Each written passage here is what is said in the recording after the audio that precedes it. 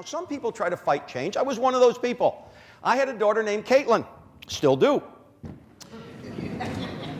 Let me start again. I have a daughter named Caitlin.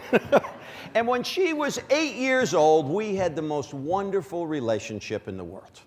She thought Daddy was great, and I loved it, right? I mean, you dads know when you're an 8-year-old daughter, and the most expensive thing she wanted was like $14, right? So I could, I was a pretty good dad. And we just loved each other, and she'd say things to me like, oh, Dad, I know you're going to knock them out, and let me help you pick out the tie, and I know you're going to be great. Just a wonderful relationship until the pilot moved in next door. Now, let me tell you about the pilot. The pilot is 14 years younger than I am. The pilot looks like Tom Cruise. The pilot drives a sports car. The pilot put in a trampoline. So all of a sudden, I was at Mr. Dave's house, and I was jumping on Mr. Dave's trampoline, and Mr. Dave this, and Mr. Dave that. Now, of course, with my finely tuned speaker salesman's ego, this doesn't bother me at all, does it? Yeah, right. So my wife has a little talk with Caitlin, and she says, Caitlin, your daddy's a little jealous of Mr. Dave. You got to tell him how much you love him. And Caitlin, at 8 years old, understood jealousy, so she's got it figured. So a couple weeks later, I'm calling in on the phone, and I'm talking to my wife on the phone, and I'm going, did the guy come and fix the pipe and all of that? And I can hear Caitlin in the background. Is that Daddy? Is that Daddy? And I said, put her on, honey, put her on. She's got to talk to her daddy. And Caitlin gets on the phone. She says, great news, Dad, great news. I said, what, honey, what? She said, Mr. Dave's getting a bald spot just like yours. What organizations are realizing is that I have to put a change management program attached to something new, or it's not going to work. Think of change in these terms. I like to think of change in the terms of change units. You have a new change initiative. It doesn't matter what it is. You're introducing a new product, you're taking on a new line, you're doing a new marketing campaign. And basically what's supposed to happen is it's supposed to happen right here.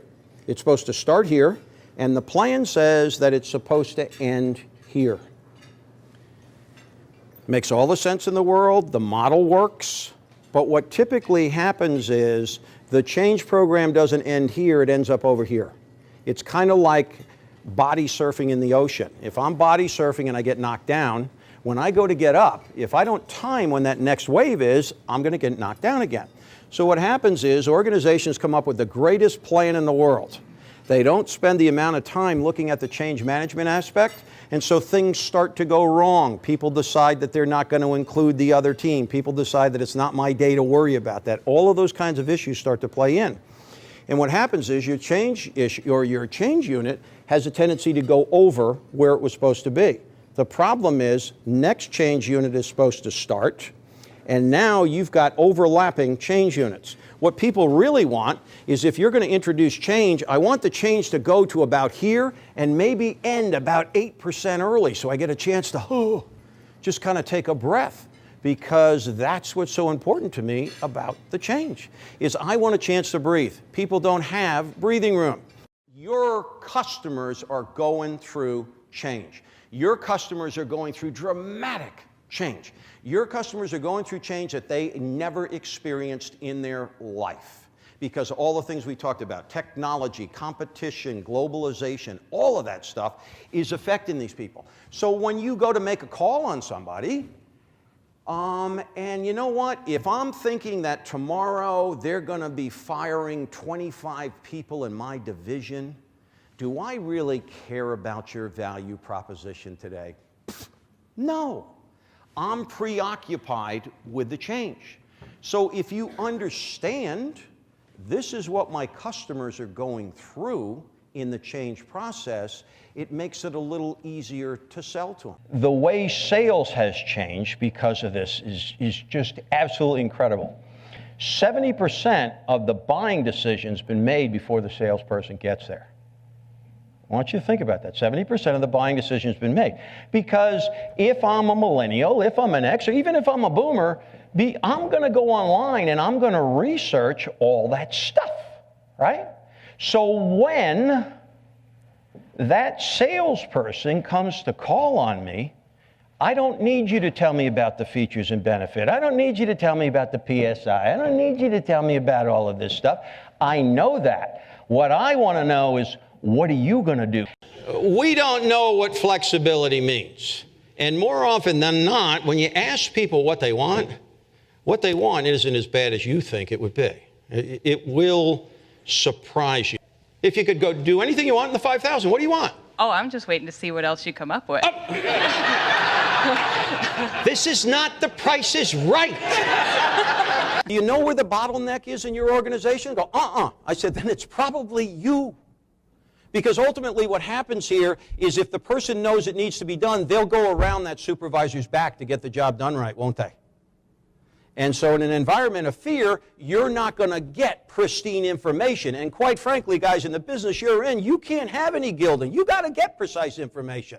But if I'm afraid to tell you this, or, ooh, you're in another one of your moods, and I don't want to tell you that today, that can affect performance dramatically. I like to go to Las Vegas, not because I'm that much of a gambler. I'm a storyteller. And if you want to get good stories, go to Las Vegas, right?